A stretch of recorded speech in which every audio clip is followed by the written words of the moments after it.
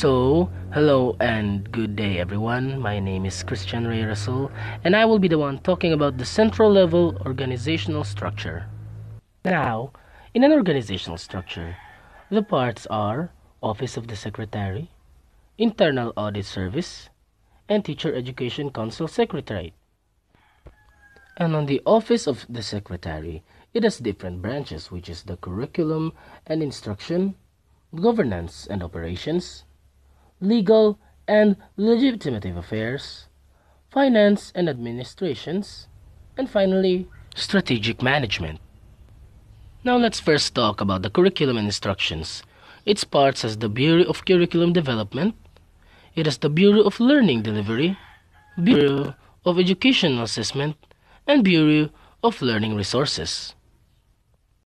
Now, for the governance and operations, we have the Bureau of Learners, Support Services, Bureau of Human Resources and Organizational Development, National Educators Academy of the Philippines, and finally, Project Management Service.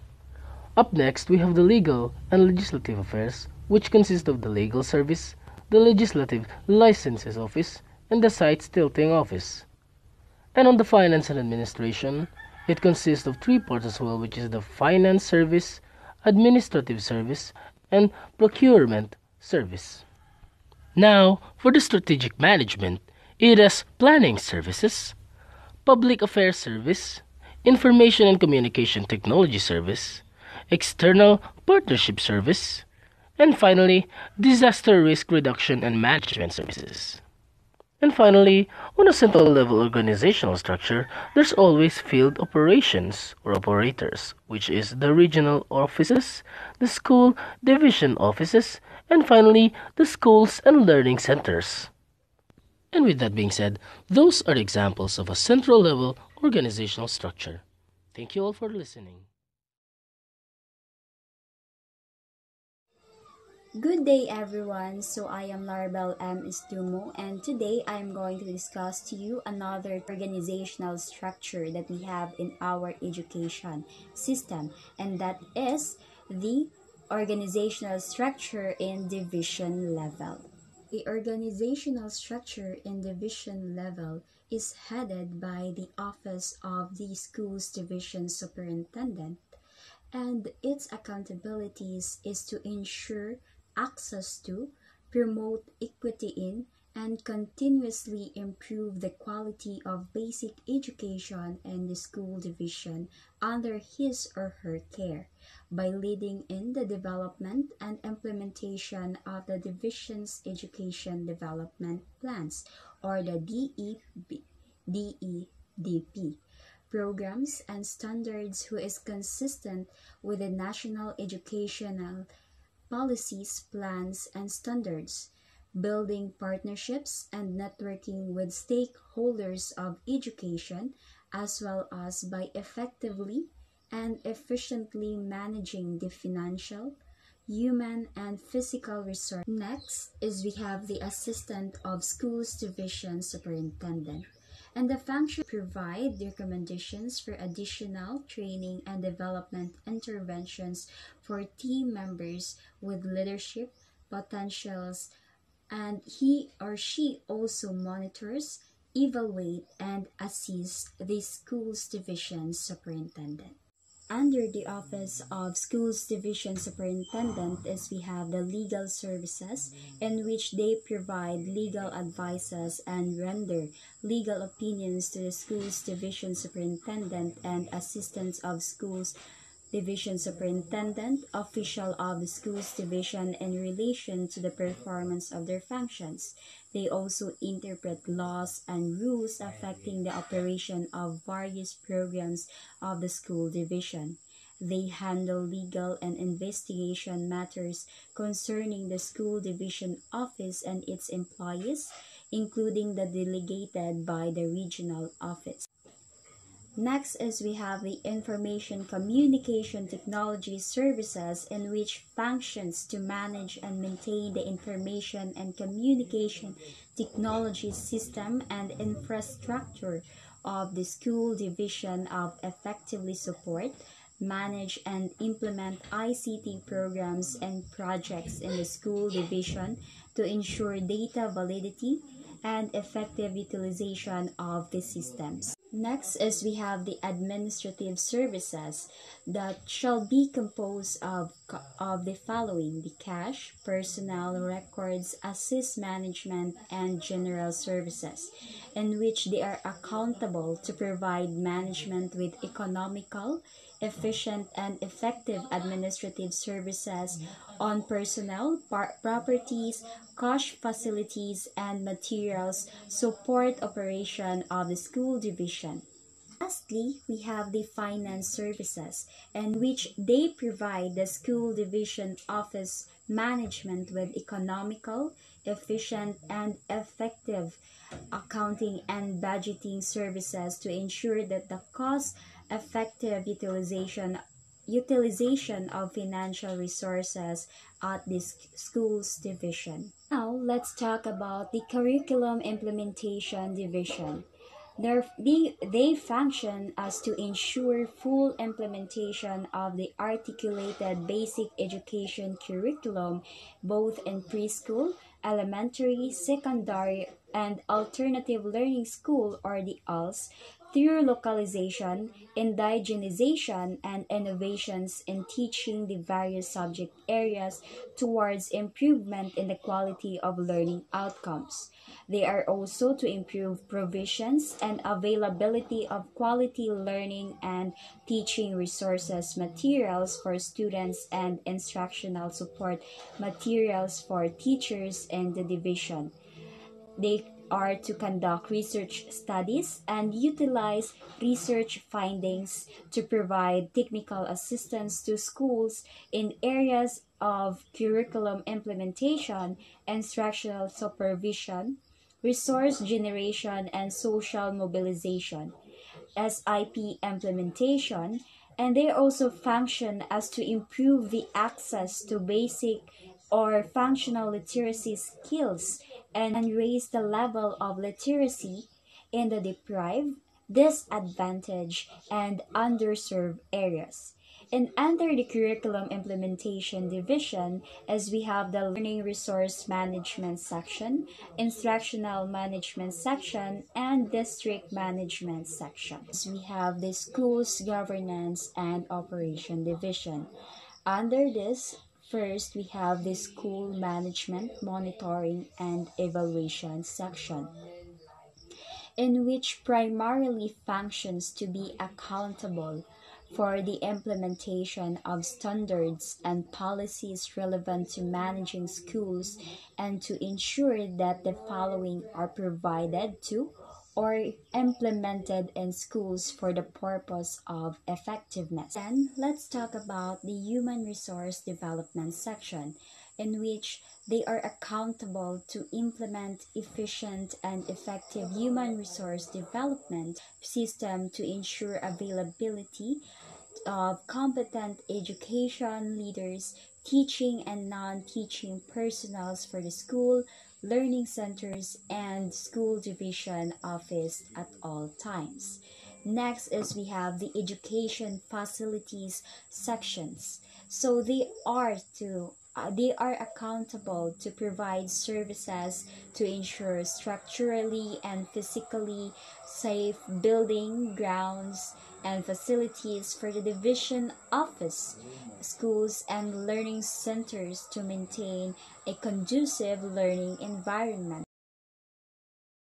And lastly, for the schools, the school health and nutrition, in which they are accountable to serve the division and school populace through the implementation of health programs, provision of basic health and nutrition services, school environment. They are to build and sustain partnerships for resource generations and social mobilization towards the development of physically and mentally healthy school environment for the students to learn or ready to learn. They are to develop healthy lifestyle and practices for the teachers or along with the teachers and non-teaching staff for them to work productively. And lastly, for the organizational structure of the division level, we have the school and learning centers in which they are accountable to effectively and efficiently deliver education services. Teaching and non-teaching staff at this school's division office are competent in performing respective duties and functions schools.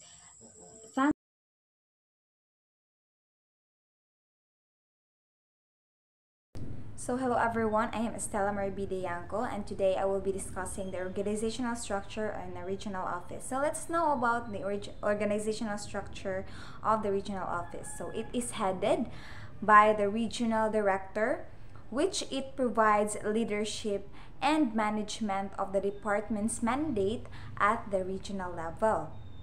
There shall be as many regional offices as many provided by the law. So in Burial District, we are the Region 7. So it is assisted by the Office of the Assistant Regional Director. And under this are the Legal Unit, ICT Unit, and Public Affairs Unit. So under the Office of the Regional Director, the Curriculum and Learning Management Division, Education Support Service Division, Field Technical Assistance Division, Quantity Assurance Division, Policy Planning, and the Research Division.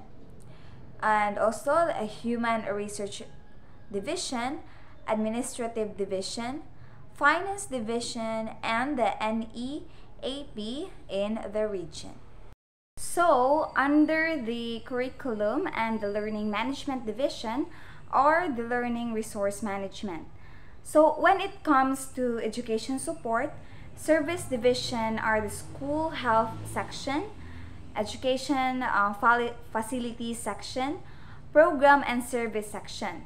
So, when it comes on Administrative Division, they focus more on cash payroll, Property and Support Section, General Services, and on Finance Division. So, their main duty is more on accounting and budget than down to the schools division. Now let's move on to the last one, which is the local organizational structure, from the principal or school head down to the students. So let's start first with the principals.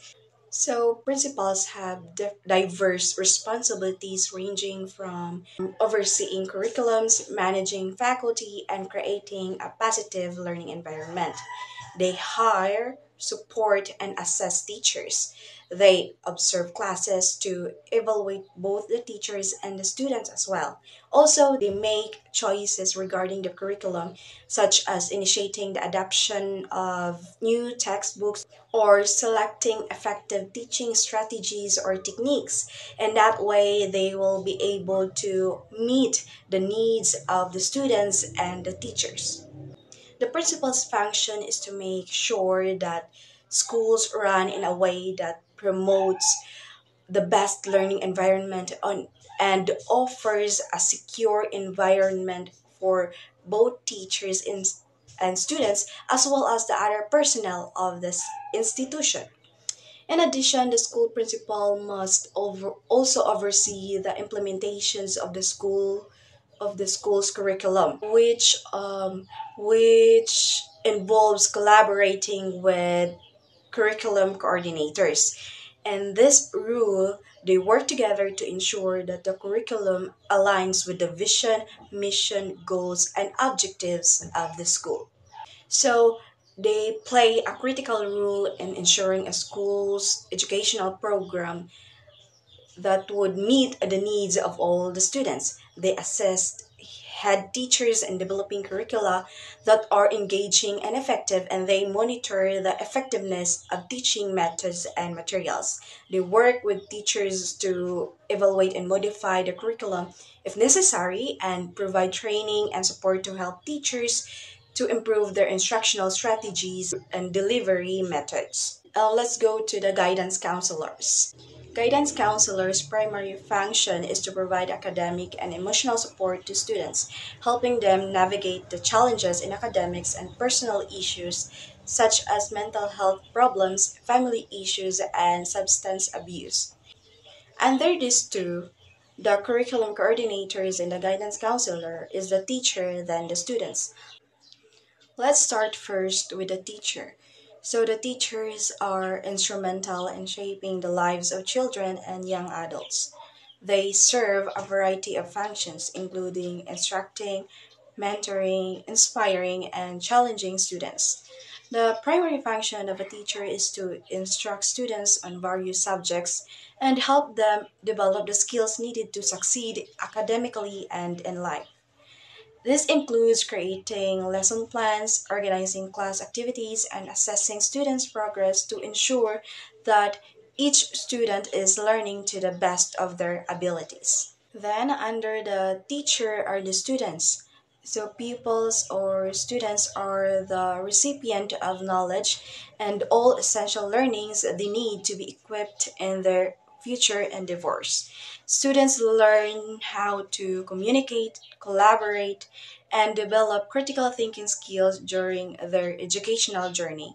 Hence, it is vital to ensure that pupils' needs or the students' needs are met and that they are equipped with the essential knowledge, skills, and competencies required to succeed in their academic, personal, and professional lives. In conclusion, having an organizational structure in a Deped is crucial for meeting the educational needs of the Filipino people, especially with more than 50,000 schools across the country. The DepEd needs an organizational structure to effectively run its affairs. A well structured organization enables the department to efficiently carry out its duties, avoid confusion and duplication of tasks, improves communication and collaboration among employees, and makes decision making easier. So, without such structure, the department would be chaotic and disorganized, making it difficult to reach its goals of providing quality education to all Filipinos. However, with a well organized structure in place, DepEd has a greater chance of achieving its goal of providing quality education to all Filipinos. That's all, and thank you.